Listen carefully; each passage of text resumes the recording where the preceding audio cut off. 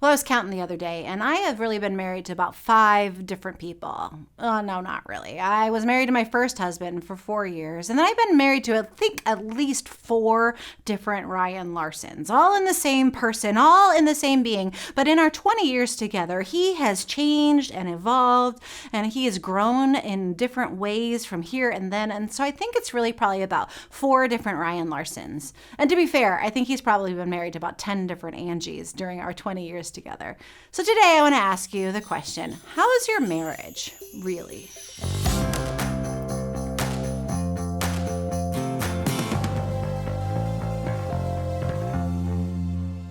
When I was in my 20s, I went to a family reunion where we all gathered over at my aunt's house, at my Aunt Carol's house. And at this point, all of my first cousins, we were all pretty much married. We had all kind of met our persons and we were gathered together for this family reunion. The drive to this family reunion, I was there with my ex-husband. It was really, really quiet. There was so much tension between us. And then when I walked in to the family reunion, my cousin was there with his wife, and they were so in love, like sicky pukey in love. And they were talking about all the adventures that they were having, all the great stories they had, and they just really looked at each other with such longing. And I looked at them and I found myself longing. I wished that my relationship to my husband looked like what his relationship to his wife looked. And it was not long after that my marriage ended, and my husband left, and I filed for divorce. You see, my first husband and I, Carl and I, we were not equipped. We were not equipped to deal with the hard. We were not equipped to know what it was like to do this marriage thing. We were not equipped with how to go get help.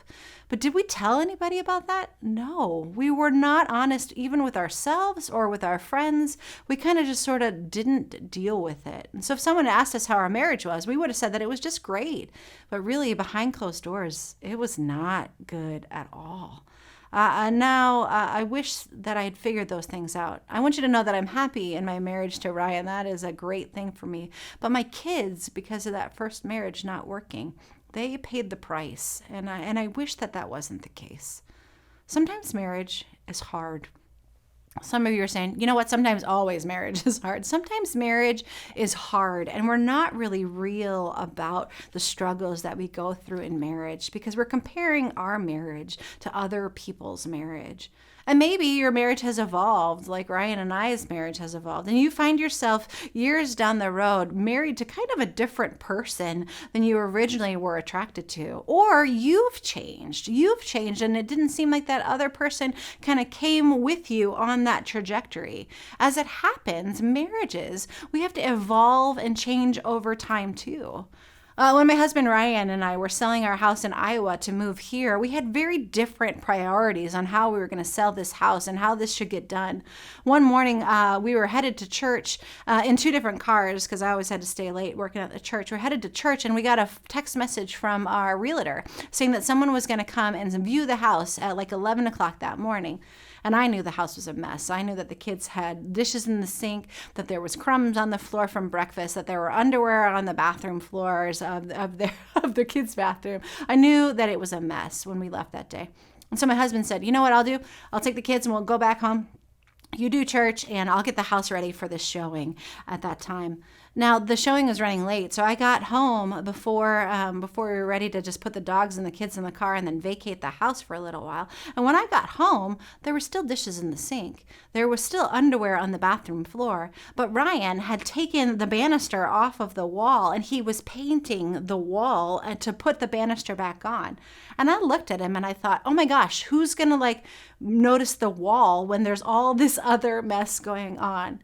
You see, Ryan and I, we did not have the same vision for how that day was going to go in our house. Ecclesiastes puts it like this. It says, 2 are better than 1, for they have a good return for their labor. But then Amos puts it like this. Do 2 walk in the same direction unless they have agreed to do so? We didn't agree how that direction was going to go. Ladies, you know what this is like. When you're going to have people over for dinner and your husband decides that it's the best possible time to go and clean out the garage. Like anybody's going to be in the garage anywhere. I don't even get that. When we're going in two different directions in a marriage, what ends up happening is that it causes tension and stress and frustration. And in a marriage, though, we think that we're fighting against the other person, but in reality, we're fighting against ourselves because we are one unit in a marriage. It's like this tug of war pulling a direction, and you not end up solving some problems instead of going an agreed direction. Now I know what you're asking, so I want to move in this direction. How do I bring my partner with me? What if my partner doesn't want to change their ways or do anything about it? Well, psychologist Harriet Lerner actually has a lot to say about how we are in relationship with other people. And she describes marriage as a kind of dance. It's a kind of dance where you and your partner are working together. Your partner takes these steps and then you respond to these steps. And what happens a lot of times is that as marriages change or evolve, like Ryan and I's marriages change or evolve, one person shifts a little, and then the hope is that the other person shifts a little too. The dance changes and we have new patterns, new steps to go in our lives. So if you want to change your marriage in one way or another, you just take little steps in order to shift those patterns. Like if you constantly have the same Friday night argument, your partner is out to Zorba's and they call you and they need you to come pick them up and you're tired of kind of doing this, you could change those steps. You could sit there and say, we're gonna, here's the deal. I'm not gonna pick you up, but I'll call you a cab every single time you have gone out and done that. You're just changing a little step in how that relationship works. We like things in our lives that are easy to predict. And so when we change this other person, we can shift the rhythms of our marriage. Dr. Lerner puts it this way. She says, we cannot make another person change his or her steps to an old dance. But if we change our own steps, then the dance can no longer continue in the predicted pattern. Even when someone who struggles with alcohol addiction or other addiction, oftentimes they'll go to rehabilitation. And if their family hasn't done some intentional counseling, when they come back, the family member who doesn't struggle with the problem will actually find themselves kind of maybe longing for them to go back to drinking or go back to drug use, whatever it is, because the steps have changed so dramatically. And so that's why it's important for the family to work on it all together. So in our new patterns, there are new ways to perform, new ways to do. This goes if you've had multiple marriages in your lives too. Sometimes we end up marrying the same person over and over. It's because we haven't learned to change those steps on our own. So here's my question for you. How are you really in your marriage? Now, if you want more from your marriage or more from your relationship, what can you do to change the patterns that are negative? Maybe it's as simple as you starting to change the step where you're going to commit to praying for your partner for an extended period of time. Or every time when you find yourself frustrated with them in your thoughts, you just say a prayer for them instead. You're just changing those steps, changing those patterns, and see what a difference it makes in your relationship. Or maybe it's committing to taking a walk with them every day for 5-10 minutes. All you're going to do is walk and change that pattern of your relationship, even if you don't say anything. Or maybe you commit to just saying, you know what I'm going to do just for today and maybe tomorrow, I'm going to commit to not complaining about my partner in my relationship. Instead, I'm going to shine them in the brightest light. And then you try it for a whole day. And then maybe you try and do it for 2 days.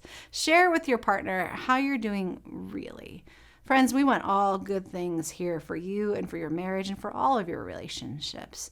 But let's talk about them honestly. And God's got you, and so do we.